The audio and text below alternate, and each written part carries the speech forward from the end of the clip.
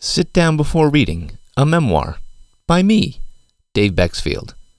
Chapter 4, The Widowmaker. At about 10:15, the evening of September 25th, 2005, I went to the bathroom mirror and smiled. The biggest smile I could muster. Odd. Only the right side of my face didn't smile back. It couldn't be a stroke at 37, could it? I worked out daily and was in brilliant shape. Even though I had a few more baseball highlights to watch, I kissed Laura goodnight, told her not to worry, and drove off to the emergency room. It's not unusual for me to injure myself exercising, so I wasn't concerned. A pinched nerve, probably. Only later did I find out that most people in my shoes experiencing odd neurological symptoms out of the blue also expect it to be a pinched nerve.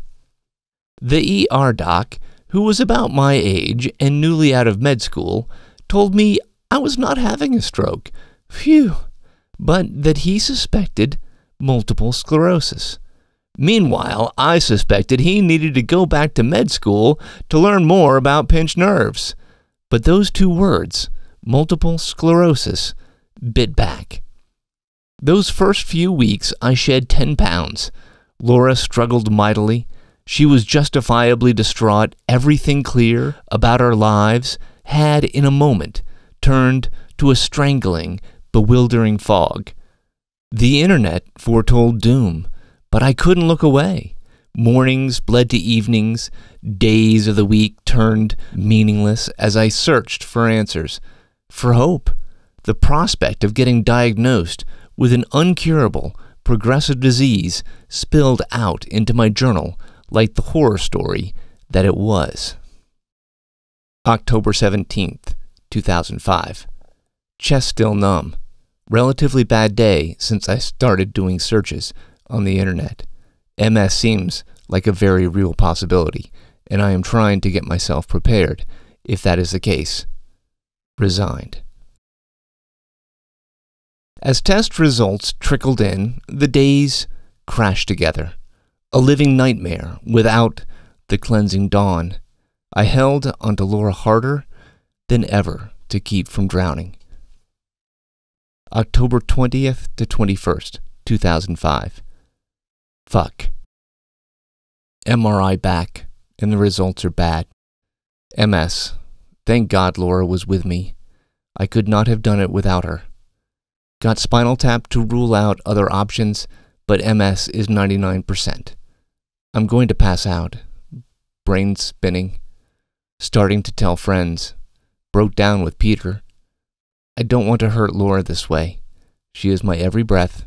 I cry as I write this. I wish it were a dream. Getting diagnosed with multiple sclerosis or any other serious disease typically falls into one of two categories. Either you experience relief that you finally have answers to those strange symptoms after all these years, or you freak the hell out. I fell into the latter category, big time. October 22nd and 24th, 2005. Trying not to freak out, but impossible. I won't lie, suicide thoughts pop into head. I won't act, but still. Nauseous from the lumbar puncture. My day sore from being content to crying for hours. Try to get some work done, but brain diverts every time. I've got to fix this negative attitude for Laura's sake. I had unwittingly entered the octagon to face off against the 5 stages of grief mano a mano. Dave v. Dabda. Denial, anger, bargaining, depression, acceptance. Spoiler, it wasn't pretty. It never is. Denial worked wonders for a couple days until it became pretty clear it wasn't a pinched nerve or something a course of antibiotics would fix up in a jiff. October 27th, 2005. Brain starting to accept MS, but still hope that the phone will ring with Come in now. We need you on antibiotics. Just a false alarm. Silly. I know it won't happen. 37 great years. Hope for many more. Anger threw me an armbar and had me tapping out in less than a week. Repeatedly pounding on the carpet only hurt my hands. Bargaining? I had no chips to bargain with. Depression had me throwing a rager of a pity party, but then I discovered few people like going to pity parties since they are tremendous buzzkills. That just left acceptance. Acceptance of the inevitable. I cycled through the stages of DABDA quicker than most. It can take years. It had been barely a month since the attack, yet my medical chart was primed to be branded with 2 scarlet letters, M and S. October 31st to November 1st, 2005. MS virtually confirmed. TAP results and blood tests removed everything except rare disease. Devix. Sad. Small amount of hope it was something else, but really I knew better. Don't know if relapse-remitting MS. Brain, self, surprisingly calm. I'm just ready to begin treatment as soon as possible. I've got to do that for Laura. She deserves that I try as hard as possible, both mentally and physically. As I flipped through those earlier carefree months of my 2005 journal, the pages were heavy with active passions that systematically would be all but erased in the coming years. I played tennis, basketball, baseball, soccer, often in the same week. I was a snowboarder, a bicyclist, a hiker. The last times that had already occurred that year were sobering. The last time I played tennis with friends, crushed a baseball, played dad in racquetball, went mountain biking, strapped on a backpack. The last time I ever ran, the afternoon of September 25th, 2005. Over the years, last times piled up like autumn leaves cornered by a chain-link fence. I remember vividly my last run on a snowboard, carving fresh powder on a trail named Tranquility. The last time I traveled overseas, used chopsticks, flew on a plane, slept in a bed outside my home, went shopping, got off the floor without help, dressed myself. The last time I took a step. It's hard to comprehend just how much gets stolen from your life when you have a disability that menacingly progresses at a pace just shy of alarming. The next day might not be so bad, you repeatedly tell yourself. That gets you through to tomorrow, and the tomorrow after that tomorrow. But sometimes it overwhelms even the most optimistic, when the disease rumbles at you like an angry water buffalo in the Kenyan outback. Water buffaloes are among the most dangerous of all animals in Africa. There's a reason they have the cheery nicknames Black Death and Widowmaker. We jump forward to the summer of 2020, when things were again feeling off, really off. The water buffalo was snorting, and I was getting frightened. While I was tramping through the Kenyan bush nearly 30 years ago with my new wife, our safari guide gave our small group specific instructions as to what to do if we encountered certain dangerous animals. If an elephant charges our crew, everyone has to scatter. They won't bother to chase a lone person. In my head, I mapped out what direction I would run and what I would do if my wife tried to team up with me, scold Laura nicely, and then run the other way. Our guide continued. If a rhinoceros charges you, run in a zigzag pattern to confuse them. Their eyesight is not so good. I mentally prepared for the situation, virtually dashing right, then left. And finally, if a Cape Buffalo turns on you, get down on your knees and pray that your last will and testament is up to date. That last tip basically summed up our current situation. As our first pandemic summer started unfolding, Laura and I watched in unspoken horror as my disease marched with a ferocity we hadn't seen since the fall of 2009, when I collected disability points like people hoarding Beanie Babies in the 80s. Those months before my 2010 stem cell transplant, which temporarily put a hard brake on my progression, were marked by a spate of stubborn urinary tract infections that kept returning and returning. It was happening again, only now there was no stem cell transplant to rescue me. Whatever plan we had for our future was being rewritten almost daily. We scrambled for air as my suffocating disease tightened its grip. I could no longer safely get into either of our vehicles, so we quickly ordered a wheelchair-accessible minivan just to be able to get to doctor's appointments. And with my MS bladder now even more unpredictable, we added a portable toilet to our van's arsenal.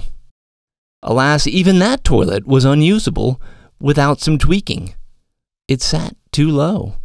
So we also toted a bedside commode with armrests that we placed over said toilet. I had hoped my new wheels, despite its anemic radio with bass so poor that Megan the Stallion sounded more like Meg the Shetland pony, were going to spell a newfound sense of freedom.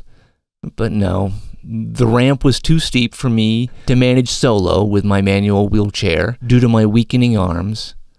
I always needed assistance. Besides, the mere act of transferring from my wheelchair to either front seat was challenging. I couldn't boost my rear end over the side bolsters, my feet got trapped among the seat supports, and my legs refused to move without help. Laura for the win, again and again and again. I'd never been skydiving, but the concept of free falling was now no longer a foreign one as I waved goodbye to so many of my remaining abilities. My handwriting had base jumped off a cliff and forgotten to bring a parachute. At best, maybe someone could still decipher my signature-ish. Laura was now doing virtually all of the cooking, as she deemed that knife work was getting too dangerous for me. I couldn't argue, so I just told jokes about nine-fingered husbands. Those jokes predictably landed with a thud, the sound incidentally a severed finger makes when it hits the tile floor, so I stopped telling those jokes. Getting on and off the couch became impossible, so we purchased risers for the couch legs to make it less impossible. Getting on and off the toilet became impossible, so we installed a riser and more grab bars, turning our commode area into a mini jungle gym. Getting on and off the floor became impossible, so we acquired a portable battery-powered lift to avoid getting to know members of the fire department on a first-name basis. As my body grew progressively weaker, my bladder grew progressively ornerier.